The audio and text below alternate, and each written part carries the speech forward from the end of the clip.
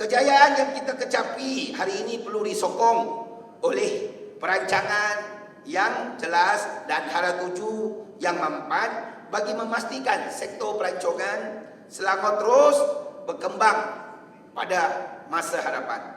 Menerusi kerjasama rapat UPEN SPPT, Kerajaan Negeri melalui Majlis Mesyuarat Kerajaan Negeri MMKN telah meluluskan Pelan Induk Pelancongan Negeri Selangor 2026-2030 untuk dijadikan dokumen panduan dasar dan arah tuju pembangunan pelancongan bagi tempoh 5 tahun akan datang. Jadi Pelan Induk ini selain daripada rancangan Selangor, kedua Pelan Induk Pelancongan Negeri Selangor 2026-2030 ini memberi fokus kepada pembangunan dua kluster seperti yang ditekankan tadi. Pelancongan utama iaitu kluster pelancongan Gombak Hulu Langat yang memberi penekanan kepada eko pelancongan dan khazanah alam semula jadi, dan kluster pelancongan Bandar Diraja Kelak.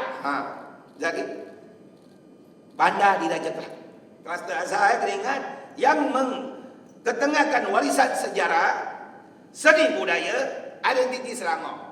Jadi Kelang antara yang unik kita masukkan.